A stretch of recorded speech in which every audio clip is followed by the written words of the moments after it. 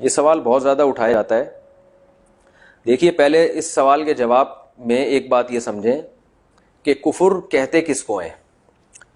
کفر کہتے ہیں اللہ کا انکار. اصل میں اللہ کے انکار کو کفر کہا جاتا ہے. رسول کے انکار کو بھی کفر اس لیے کہتے ہیں کہ اللہ تعالیٰ نے رسول صلی اللہ علیہ وسلم کی رسالت کے دلائل بہت وضاحت سے نازل کیے ہیں. تو اب اگر کوئی یہ کہتا ہے کہ میں اللہ کو مانتا ہوں رسول کو نہیں مانتا, تو وہ اس دعوے میں جھوٹا ہے. کیونکہ اگر وہ اللہ کو مانے گا, اس کائنات کو بنانے والے کو مانے گا, تو اس کائنات کے بنانے والے نے نبی صلی اللہ علیہ وسلم کی رسالت اور نبوت کے اتنے دلائل قائم کر دیے ہیں کہ یہ ہو نہیں سکتا کہ وہ آپ کو اللہ کا رسول نہ مانے. تو ہم یہ کہیں گے کہ جو رسول کی رسالت کا انکار کر رہا ہے وہ حقیقت میں اللہ کا بھی انکار کر رہا ہے. جیسے کوئی شخص ابا کو کہے کہ میں آپ کو تو ابا مانتا ہوں, اور ابا کہہ رہے ہیں کہ تو بھی میرا بیٹا, وہ بھی میرا بیٹا, وہ بھی میرا بیٹا. آپ کہتے ہیں نہیں میں ان کو آپ کا بیٹا نہیں مانتا. تو یہ ظاہر ہے یعنی باپ کو آپ نے جھوٹا قرار دے دیا نا. تو جو یہ کہتے ہیں کہ رسول صلی اللہ علیہ وسلم اللہ کے رسول نہیں ہیں, تو گویا وہ اللہ کو معاذ اللہ جھوٹا قرار دے رہے ہیں. تو ایسا ماننا نہ ماننا برابر ہے. جیسے جو مشرک ہیں جو اللہ کے ساتھ غیروں کو شریک کرتے ہیں, وہ مانتے تو وہ بھی اللہ کو ہیں, لیکن اللہ ان کے دعوے کو نہیں مانتا. اس لیے کہ جب وہ اللہ کو اگر مانتے ہیں تو حقیقی معنوں میں ماننا چاہیے, اللہ کو سچا بھی ماننا چاہیے, اور اللہ کے ساتھ کوئی شریک نہیں ہے. تو صرف نام کا ماننا کافی نہیں ہے, حقیقت میں ماننا ضروری ہے. تو یہاں بھی یہ بات یاد رکھیں کہ اگر کوئی شخص قرآن کی کسی آیت کو بھی جھٹلاتا ہے تو وہ ایک آیت کو جھٹلانا پورے قرآن کو جھٹلانا, اور پورے قرآن کو جھٹلانا نبی صلی اللہ علیہ وسلم کی رسالت کو جھٹلانا ہے, اور رسالت کو جھٹلانا اللہ کو جھٹلانا ہے.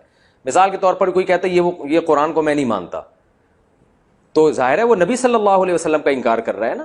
تو جب نبی صلی اللہ علیہ وسلم کا وہ انکار کر رہا ہے تو وہ رسالت کا منکر ہے, چاہے وہ زبان سے کہے یا نہ کہے. تو قرآن کو اگر کوئی انکار کر دے تو وہ رسول کا انکار ہے, رسول کا انکار اللہ کا انکار ہے. قرآن میں اللہ نے فرمایا وَلَمْ يُفَرِّقُوا بَيْنَ اللَّهِ وَرُسُلِهِ, جو ایمان لانے والے لوگ ہیں حقیقت میں یہ وہ ہیں جو اللہ رسول میں ایمان لانے میں فرق نہیں کرتے. وہ اللہ پہ بھی ایمان لاتے ہیں, سارے رسولوں پر بھی ایمان لاتے ہیں, کیونکہ جو اس ایمان میں فرق کرے گا تو اللہ کو اس کا ایمان قبول نہیں ہے پھر.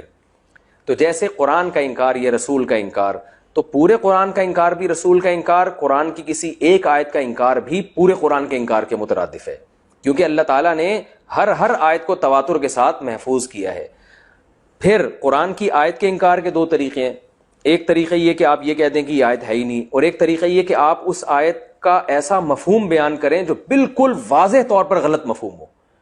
تو اس میں بھی بزبان حال حقیقت میں آپ اس آیت کا انکار ہی کر رہے ہوتے ہیں. تو یاد رکھیے صحابہ کرام کی فضیلت قرآن کی واضح نصوص سے ثابت ہے.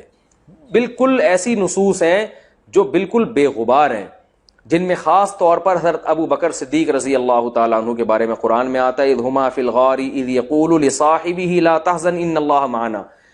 اس وقت کو یاد کرو اے ایمان والو, اگر تم محمد صلی اللہ علیہ وسلم کی مدد نہیں کرتے تو اللہ اس وقت آپ کی مدد کر چکا ہے جب دونوں غار میں تھے. نبی صلی اللہ علیہ وسلم اپنے ساتھی اپنے صحابی کو کہہ رہے تھے کہ غم نہ کرو, ہم اللہ ہمارے ساتھ ہے. اور پوری امت کا اجماع ہے کہ اس سے مراد حضرت ابو بکر صدیق رضی اللہ تعالیٰ عنہ ہے. اب اگر کوئی شخص حضرت ابو بکر کے صحابی ہونے کا انکار کرے اور وہ 100 دفعہ وہ معاذ اللہ آپ کو منافق کہے یا آپ کو کچھ اور الزامات لگائے, کیونکہ منافق صحابی نہیں ہو سکتے.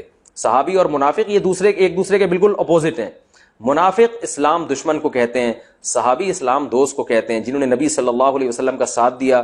تو اب کوئی اگر کہے کہ حضرت ابو بکر صدیق رضی اللہ تعالیٰ عنہ معاذ اللہ نقل کفر نباشت, وہ معاذ اللہ منافق, مجھے تو یہ لفظ بولتے ہوئے زبان لڑکھڑاتی ہے, پتہ نہیں لوگوں کیسے اتنی جرت بدبخت لوگ کر لیتے ہیں. تو اس کا مطلب وہ اس آیت کا انکار کر رہا ہے. وہ 100 دفعہ کہے میں قرآن کو مانتا ہوں, میں قرآن کو آنکھوں سے لگاتا ہوں, تو بھائی آپ کے اس ڈرامے بازی کا اعتبار نہیں ہوگا, کیونکہ آپ نے حضرت ابوبکر صدیق رضی اللہ تعالیٰ عنہ کو معاذ اللہ جب ان کو آپ نے غلط قرار دیا یا نفاق کا آپ نے ان پہ فتویٰ لگایا تو آپ نے اس آیت کا واضح لفظوں میں انکار کر دیا ہے. اسی طرح امی عائشہ رضی اللہ تعالیٰ عنہ کے بارے میں پورا قرآن مجید کا رکوع نازل ہوا, سورہ نور کا دوسرا رکوع پورا اس پہ نازل ہوا جس میں امی عائشہ کی پاک دامنی کو بیان کیا گیا. اب اگر کوئی شخص کہتا ہے امی عائشہ پہ معاذ اللہ نقل کفر بدکاری کی تہمت لگاتا ہے, سورہ نور کی ایک آیت نہیں بلکہ پورے ایک رکوع کا وہ انکار کر رہا ہے. پھر وہ 100 دفعہ کہے کہ یہ میں اس رکوع کو مانتا ہوں لیکن اس سے یہ مراد نہیں وہ مراد ہے. بھائی ساری دنیا کو پتہ ہے, پوری امت کا اجماع ہے, تمام مفسرین اس پر جو ہے سب کا اجماع ہو چکا ہے, بخاری مسلم کی متفق علیہ صحیح حدیث ہیں کہ اس سے مراد سوائے امی عائشہ کے کوئی بھی نہیں ہے. تو ایسے موقع پہ اگر کوئی شخص تہمت لگاتا ہے امی عائشہ رضی اللہ تعالی عنہ پر تو وہ اسلام سے بالکل خارج ہے. تو یاد رکھیں جن صحابہ کا نام لے کر قرآن و سنت میں یا اشارہ کر کے واضح اشاروں کے ساتھ جن کو بیان کیا گیا, ان صحابی میں سے کسی کو بھی اگر کوئی شخص کفر کا فتویٰ لگاتا ہے یا منافق کہتا ہے تو اس کا اسلام سے کوئی تعلق نہیں, کیونکہ وہ صحابی کے انکار سے در حقیقت قرآن کا منکر ہو رہا ہے. اور اگر کوئی ایسے صحابی کا انکار کرتا ہے جو مشہور و معروف نہ ہو, جس میں عوام کو کنفیوژن میں ڈالنا باطل کے لیے ممکن ہو, جن کے بارے میں قرآن و حدیث میں واضح نصوص نہ ملتی ہوں. مثال کے طور پر جیسے علامہ ابن حجر رحمہ اللہ تعالیٰ بعض شخصیات کا نام ذکر کرتے ہیں کہ بھئی بعض لوگوں نے کہا کہ یہ صحابی تھے, بعض نے کہا یہ صحابی نہیں تھے. تو کیونکہ ان کے بارے میں علماء ہی کا اختلاف ہے, بعض ایسی شخصیات ہیں کہ ان کے بارے میں اختلاف ہے کہ انہوں نے نبی صلی اللہ علیہ وسلم کی زیارت کی یا نہیں کی, تو ایسے صحابی کے صحابی ہونے کا انکار کر دینے سے کفر بھی لازم نہیں آتا, گمراہی بھی لازم نہیں آتی, بشرطے کہ یہ انکار کسی دلیل کی بیس پر ہو, ہٹ دھرمی اور ضد کی بیس پہ نہ ہو.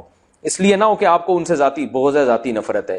تو یہ خوب اصولی طور پر یاد رکھیں کہ امت کا صحابی کے بارے میں اجماعی عقیدہ یہی ہے کہ جس کو بھی صحابی مان لیا تو ان کا احترام کرنا بھی واجب, ان کے ساتھ محبت بھی واجب, کیونکہ قرآن مجید میں واضح نصوص ہیں اس بارے میں. اللہ نے فرمایا محمد الرسول اللہ, محمد صلی اللہ علیہ وسلم اللہ کے رسول ہیں, والذین معہ, اور وہ لوگ جو آپ کے ساتھی ہیں, جو آپ کے ساتھ ہیں, اشداء علی الکفار رحماء بینہم, اللہ نے ان کی صفات بیان کی اور آپس میں رحم دل ہیں اور دشمنوں پر بہت سخت ہیں.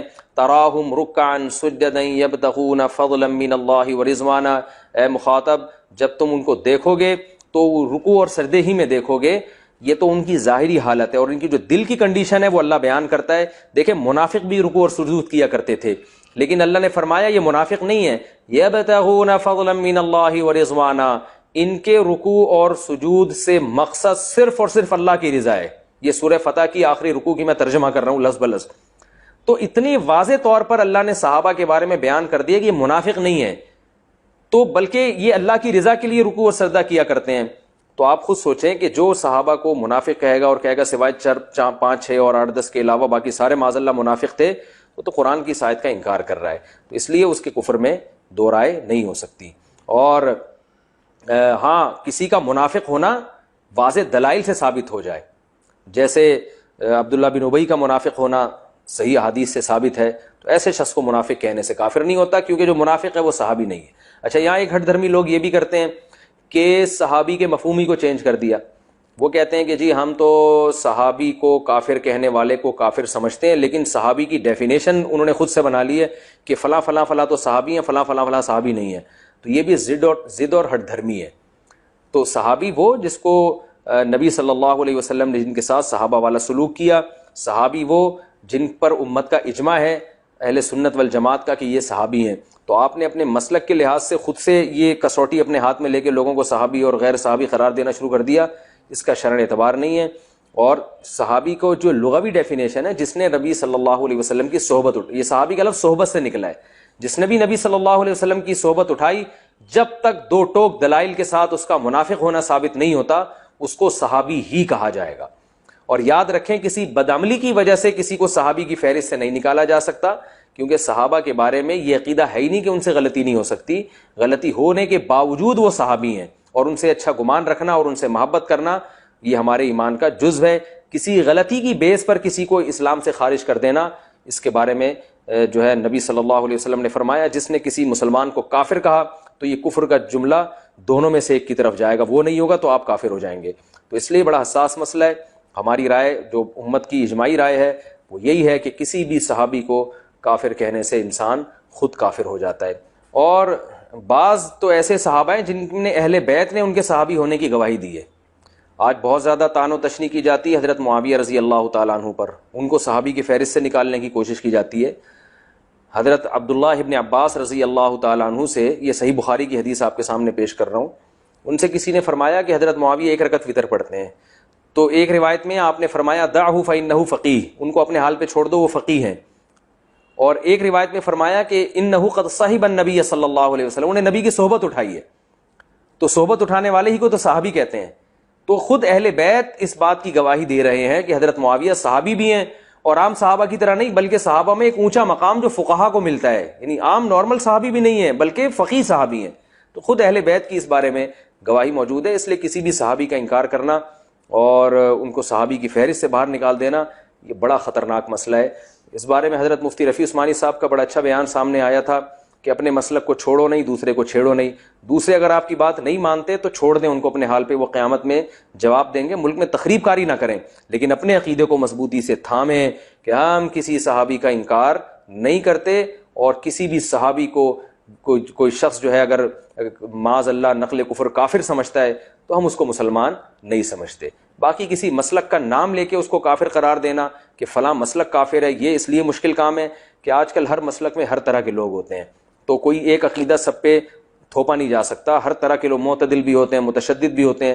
تو اصولی بات کی جائے گی کہ صحابہ کو کافر کہنے والا ہم اس کو قطعاً مسلمان نہیں سمجھتے. باقی کون کہتا ہے کون نہیں کہتا یہ ان کا ہیڈیک ہے, یہ ہمارا ہیڈیک نہیں ہے. ہم ملک میں تخریب کاری اور نفرت آمیز تقریروں کو ہم اچھا نہیں سمجھتے. اللہ تعالی ہم سب کو سمجھنے کی, عمل کرنے کی توفیق عطا فرمائے.